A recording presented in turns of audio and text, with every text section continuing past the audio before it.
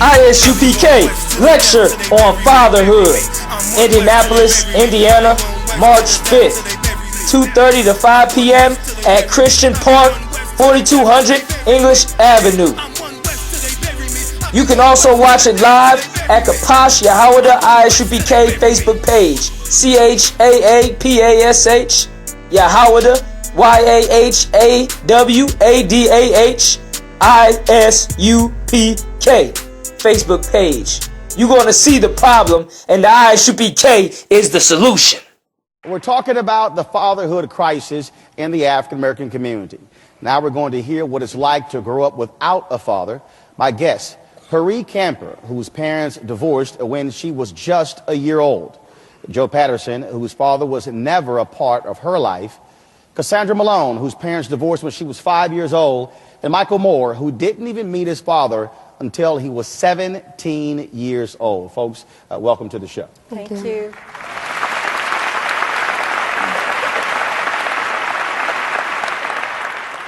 What was it like having to deal with parents divorcing? Did you feel left alone? Did you feel as if someone abandoned you as opposed to abandoning the whole family? I wasn't allowed to really recognize the need of a father in my household. I was told What do you mean by that? Wasn't allowed to recognize it? Well, it was painted to me that he didn't care, he wasn't there, get over it. And this is your life, this is the way it is. I'm mama, you get everything you need from me. And your dad has done nothing for you, has never cared about you. That's the story that I was told. But your mom said get over it, but you didn't. No, because I mean, I always say to a lot of people, I'm really a true romantic. I'm very nostalgic. And I had images in my head of family from television, from friends of mine, and what a marriage looks like, what a family looks like. And that's what I believe I deserved. My father left when I was 5 years old. I was somewhat confused as to why he was in and out. Sometimes he would be there, sometimes he wouldn't be there. Sometimes we would go places, maybe to the zoo or whatever, but he wouldn't stay. So I didn't understand that. So when I was 17, my father was shot and killed on my graduation night. And that left me, because we didn't really have a relationship, it left me somewhat confused, empty. I didn't understand why, you know, he had to die. So now, was he at your graduation earlier that day? No, he wasn't at my graduation. He wasn't there. So on that night, you found out he was killed. Yeah, at a party. I was actually running from one end of town to the next end of town trying to get there, and I didn't make it in time. Michael, they talked about parents divorcing, but for you, you didn't see him for 17 years, so you had no memories at the ages of 2, 3, 4, and 5. Right. When you first met him, what was it like? How did it happen?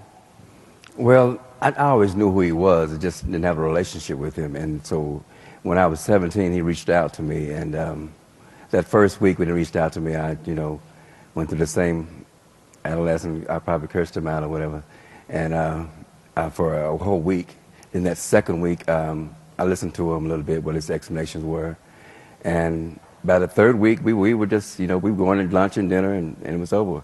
Now, he reached out to you, but in those 17 years, did you make any effort to reach out to him? No. Your mom allowed, was it a matter you're not allowed to, or you said, I don't want to? Well, I didn't want to. After 10 years old, I didn't want to have anything to do with him, because I've always been, you're going to be like your dad, you be like your dad, nothing, just like that. So I didn't want to reach him anyway. So when I was 17, the story changed. He did actually want to be in my life, just wasn't allowed.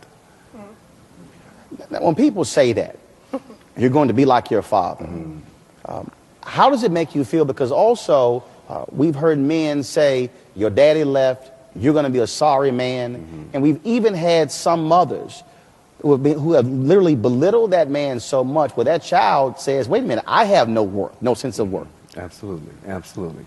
And I was that child. I was just full of just rejection the whole time. I was rejected. Even when he wasn't in my life, I still felt rejected. where whatever reason it was still rejection from your father and rejection from your mother because everything bad was him. Was it a struggle for your mothers, the extended family, trying to care for you beyond just trying to provide for material things, but also that love, being able to hug, being able to share with somebody, having the level of intimacy with a dad that boys and girls both need?